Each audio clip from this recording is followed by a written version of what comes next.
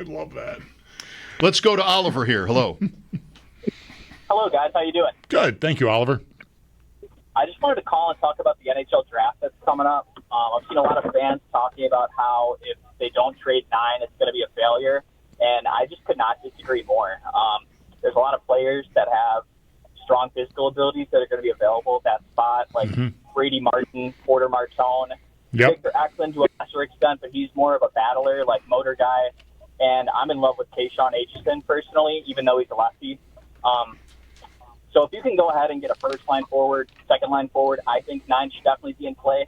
But the fact that they have to trade the pick, I just don't agree with that at all.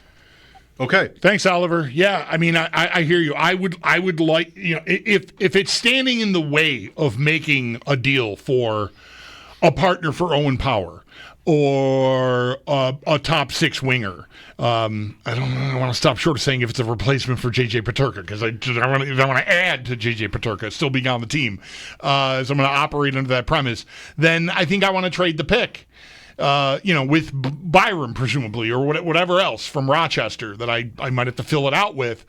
But if I can't do that, I don't want to just trade it. There are guys in this draft that I think fit needs for the Sabres. Martin from Sault Ste. Marie, he's not from there. That's where I actually don't know where he's from. I know that's where he played junior hockey.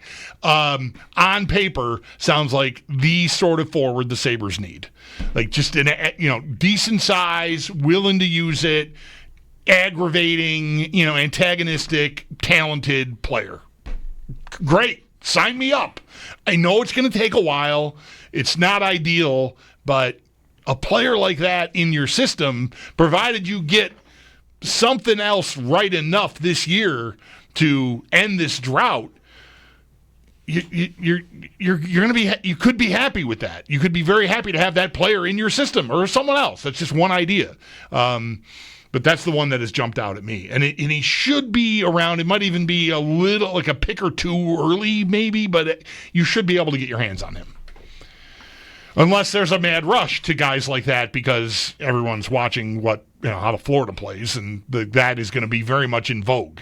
You hear a lot about, Brian Burke used to say, truculence. You hear a lot about abrasive, edgy sandpaper guys, I think, in this cycle, this offseason, not just the draft, because Florida is dragging the league back that way, and a lot of teams are following. That's a Cosell word. Truculence? Truculent. Yeah, there's an Ali Cosell moment where you seem very truculent, and Ali says something like, well, I don't know what that means, but if it's good, I'm it. Right. Here's Jake next. Hi, Jake. Hey, I wanted to make a comparison between Syracuse football hiring Greg Robinson and the Sabres hiring Kevyn Adams as GM. Syracuse football hired Greg Robinson. They were a mediocre program at that point. Pasqualoni was past it. I believe they were 500 when they fired him, and they got blown out by Georgia Tech in a bowl game. I think it was 2004. And, it looked like the program wasn't headed in a good direction, but it could have gone either way. If they hired a good coach, they could have gotten out of that path that they were on, but they didn't. Greg Robinson was hired, and he burned the program to the ground. And when Kevyn Adams was hired in the Sabres, I know that they didn't make the playoffs for a while, but this has reached a whole new level of sadness. It's like Bill's drought level despair. He really burned down the franchise. It would take a really talented individual to turn it around, and I don't know. That it's sad. Too much damage done. Yeah, I mean, I think you would need like a, what are those?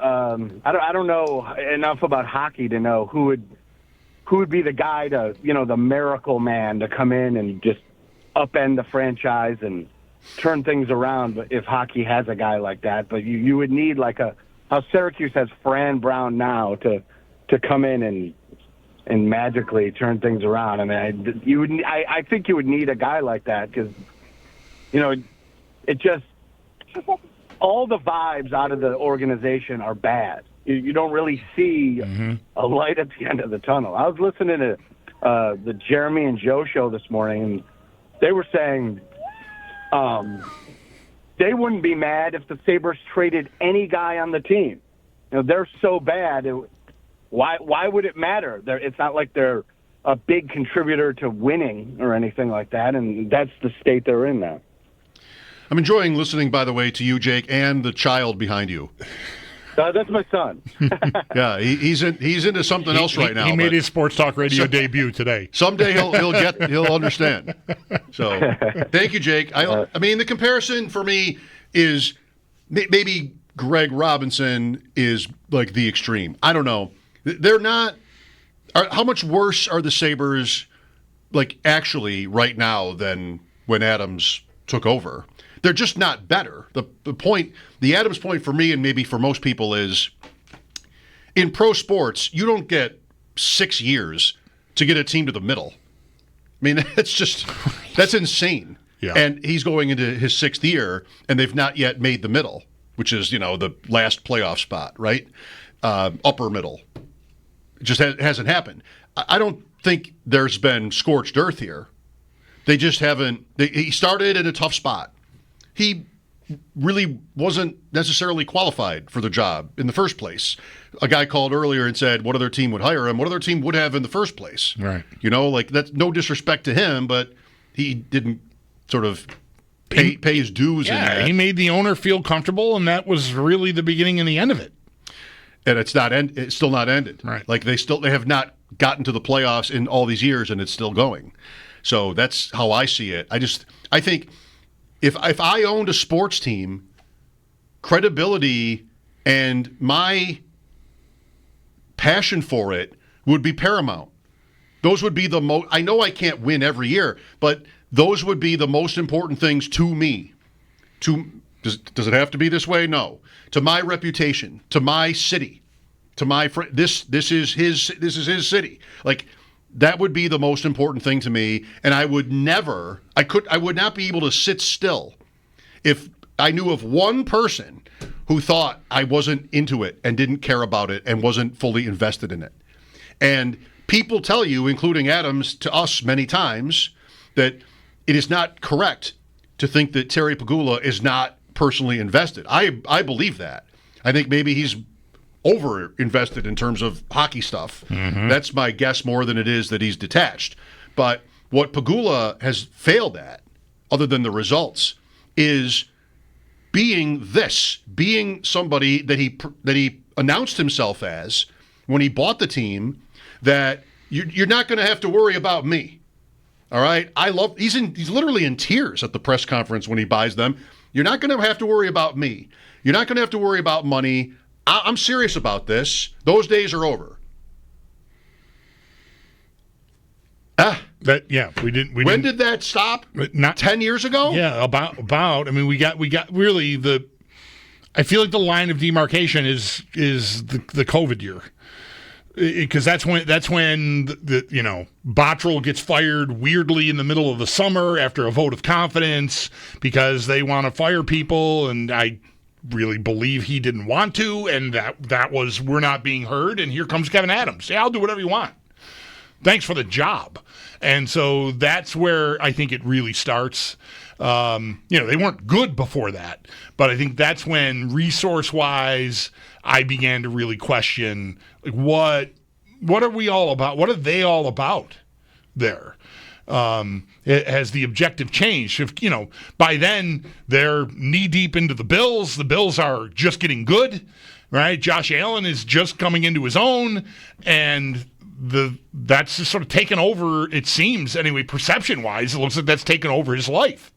But, yeah, he still, I think, is probably too invested in the day-to-day, the player choices and things like that, frankly, he shouldn't be anywhere near. But I think he is. And I don't think that's helping anything. And I might be an owner that would want to do that, too. I'd like to think... I know how I think, and I'd like to think I would understand, like, what I don't know. Mm-hmm. I am that way in life, so maybe I'd be good at it. But I just would never want anybody to think that I'm just sitting there detached. And Pegula might be offended by the notion that by the idea that this is like a perception of him. And I would say to him, respectfully, it is. Like this is your you don't have to do anything about it, but I don't think I'm wrong. Like I think this is where we're at. The caller's talking about like how bad the vibes are and everything. I just don't feel like I ever hear a word from anybody about the Sabres.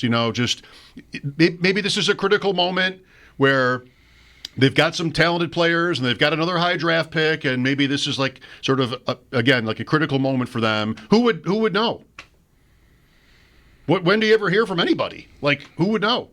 The only Sabres I ever hear from are Elliot Friedman and Frank Saravelli. Like that's kind of how I get anything I get from the Sabres is through, insiders. Should they be doing press conferences every day? No, that's ridiculous. But it just feels like way far away. You can. If you think something that is perceived about you is dead wrong, maybe the opposite from what the reality is, you can ignore it, and that's a choice. And like I've done that in my life, and I'm sure lots of people have, and you can get through it. But the problem you've got here is, however true or untrue that perception is, it is the perception, and he has not really done anything to offset it, to dismiss it. And I don't know what does that look like? Is that him having a news conference where he cries again and talks about how much he loves the Sabres? I'm not making fun of him for crying. I cry all the time about sports. He may need to push back on it himself at some point, because having Kevyn Adams once a month tell us, I talk to him every day, is not really changing anything. It's not getting it done. And so you're just you're stuck. Again, I respect not wanting to dignify something to be untrue with any response. But this is so much bigger than anything else. It's the overriding sentiment about them, is that he is unplugged, and that's why this is happening. And I don't know. I don't have I'm not savvy enough to have a marketing plan and a model for how he could go about changing that.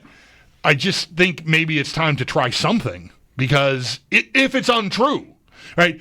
The other part of it is the longer it goes unchecked, unchallenged, is you get people that are just going to be more dug in about that actually being the case. Because otherwise, do something here. Anything. I'm waving my arms like a maniac. Do something. And instead, we get, fly into Montreal and have a meeting. And then they get clobbered by Montreal. It's two different things. It's like your players, and then it's your fans. And, we do okay, at least, trying to get across what we think the fans are thinking. And maybe this is directionally accurate.